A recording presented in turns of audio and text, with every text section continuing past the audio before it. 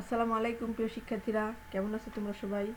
আজকে আমি চলে এসেছি নতুন আরেকটি ভিডিও নিয়ে। আমাদের আজকের ক্লাসের টপিক হচ্ছে ক্লাস 4 ইংলিশের ইউনিট 3। ইউনিট 3 এর কি এই যে আমরা আগে এই টেক্সটটা পড়েছিলাম গত ক্লাসে। যারা দেখোনি তারা একটু দেখে নিও। আজকে আমরা পড়াবো হচ্ছে এই 2.2 এর ask and answer the following questions in pair. মানে জিজ্ঞেস করো এবং উত্তর দাও। যে নিচে যে প্রশ্নগুলো দেওয়া আছে এটাকে ফলোয়িং কোশ্চেন। এই নিচের প্রশ্নগুলো জিজ্ঞেস করো এবং উত্তর দাও। কেমন কীভাবে দেবা? জোড়ায়, মানে দুজনে একত্রে হয়ে জোড়ায়। পেয়ার মানে হচ্ছে দুজন, দুজনে একজন আরেকজনকে প্রশ্ন করবা এবং উত্তর দেবা। নিচের যে প্রশ্নগুলো আছে দেখো, আমাদের প্রথম প্রশ্নটা আছে কি, which school does Rajiv go to? Rajiv কোন স্কুলে যায়? ঠিক আছে, দেখো আমরা যখন এই উপরের টেক্সটটা রিডিং পড়েছিলাম তখন এখানে দেখো দেওয়া আছে যে জায়েব রাজীব, মানে আমি Rajib, I study at Azimia government primary school in Chandpur. দেখছো, তার মানে রাজীব কি? রাজীব হচ্ছে আজিমিয়া গভর্নমেন্ট প্রাইমারি স্কুলে মানে চাঁদপুরে যায়। তাহলে কি দেবো আমরা? এই যে রাজীব, আমাদের এখানে প্রশ্নের কার কথা প্রশ্ন করা হয়েছে? রাজীবের কথা, যে রাজীব কোন স্কুলে যায়। তাহলে আমরা যদি বাংলায় উত্তর দিই তাহলে প্রথমে আমরা বলি যে রাজীব আজিমিয়া স্কুলে যায়, তাহলে আমাদের রাজীব আগে লিখতে হয়। এই জন্য আমরা কি উত্তরে দেখো রাজীব থেকে শুরু করেছি, Rajib goes to Azimia government primary school in Chandpur. এখন তোমাদের প্রশ্ন হতে পারে এখানে আমরা গোস কেন ব্যবহার করেছি। ঠিক আছে, এটার কারণ হচ্ছে কারণ এখানে তো গো আছে, তাহলে আমরা কেন গোস দিয়েছি? কারণ হচ্ছে রাজীব হচ্ছে থার্ড পারসন, মানে তৃতীয় পক্ষ। আমরা যারা গ্রামাটিক্যাল বিষয়টা একটু জানি তারা বুঝতে পারবা যে সাবজেক্ট, এখানে রাজীব তো প্রধান, আমরা যার কথা বলি সে হচ্ছে সাবজেক্ট, মানে কর্তা ব্যক্তি। তো রাজীব যেহেতু তৃতীয় পক্ষ, আমি সবসময় দেখবা যে আমি হচ্ছি প্রথম পক্ষ, তুমি দ্বিতীয় পক্ষ, আর বাকি রাজীব, সুফিয়া, কামাল, জামাল যা আছে সব কিছুই হচ্ছে থার্ড পক্ষ, মানে দ্বিতীয় পক্ষ, থার্ড পারসন বলা হয় এটাকে ইংলিশে। তো আমাদের এই সাবজেক্ট যদি কখনো থার্ড পারসন এবং সিঙ্গুলার হয়, যেহেতু রাজীব রাজীব একা একজন ব্যক্তি, শুধু রাজীবের কথা বলা হয়েছে, তাহলে কি সিঙ্গুলার মানে একজন। এজন্য বলা হয়েছে সাবজেক্ট যদি থার্ড পারসন সিঙ্গুলার নাম্বার হয় তাহলে ভার্বের সাথে এস বা ইএস হয়, কারণ গো হচ্ছে এখানে কি ভার্ব, মেইন ভার্ব। এজন্য গোর সাথে আমরা ইএস দিয়েছি, গোস। এদের উত্তর হবে Rajib goes to Azimia government primary school in Chandpur. ঠিক আছে, তারপরের প্রশ্নটা দেখো আমি এখানে লিখেছি, এখানে আছে হচ্ছে when does the school start? School কখন শুরু হয়? দেখো এখানে দেয়া আছে যে আওয়ার স্কুল বলতে কি রাজীবদের school, start with the assembly in the morning, মানে সকালে অ্যাসেম্বলির সাথে ওদের স্কুল শুরু হয়। তো আমি এখানে দিয়েছি দেখো দ্য স্কুল, যেহেতু স্কুল কখন শুরু হয় এটা প্রশ্ন করা হয়েছে, তাহলে স্কুল, দ্য স্কুল হবে হচ্ছে আমাদের সাবজেক্ট, এটা হবে ভার্ব।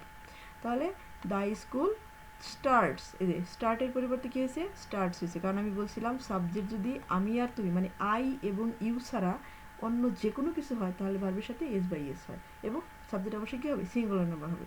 আর দ্য স্কুল মানে একটি স্কুল, শুধু রাজীবের স্কুলকে বোঝানো হয়েছে, যেন একটা স্কুল, এজন্য starts with the assembly in the morning. সকালে কি অ্যাসেম্বলির সাথে রাজীবদের স্কুল শুরু হয়।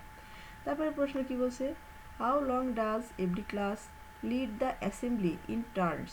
মানে প্রতি ক্লাস কিভাবে এই সমাবেশটাকে পরিচালনা করে, পর্যায়ক্রমে কিভাবে সমাবেশটা পরিচালনা করে, কতদিন, হাউ লং কত সময়, কত সময় ধরে প্রতি ক্লাস পর্যায়ক্রমে অ্যাসেম্বলি মানে সমাবেশ পরিচালনা করে। তাহলে দেখো এখানে এই এতেও দেওয়া আছে যে every class leads the assembly for a week in turns. দেখছো, তাহলে এখানে আমরা উত্তর দিতেই পারি যে every class leads the assembly for a week, মানে প্রতি ক্লাস কি এক সপ্তাহ করে অ্যাসেম্বলিটা পরিচালনা করে। বুঝতে পারছো? তারপরে প্রশ্ন হচ্ছে কি বলছে, right 3 activities students do in the daily assembly, মানে 3টে অ্যাক্টিভিটিসের কথা বলা হয়েছে যেটা স্টুডেন্টরা প্রতিদিন সমাবেশে করে থাকে। অ্যাক্টিভিটিস মানে কার্যক্রম। এখন আমরা যারা স্কুলে পড়াশোনা করি বা স্কুলে পড়াই তারা সবাই জানি যে প্রতিদিন অ্যাসেম্বলিতে কী কী করা হয়। সাধারণত দেখা যায় সকালে আমরা লাইনে দাঁড়াই অ্যাসেম্বলির জন্য, লাইনে দাঁড়ানোর পরে আমাদেরকে কী করতে হয়?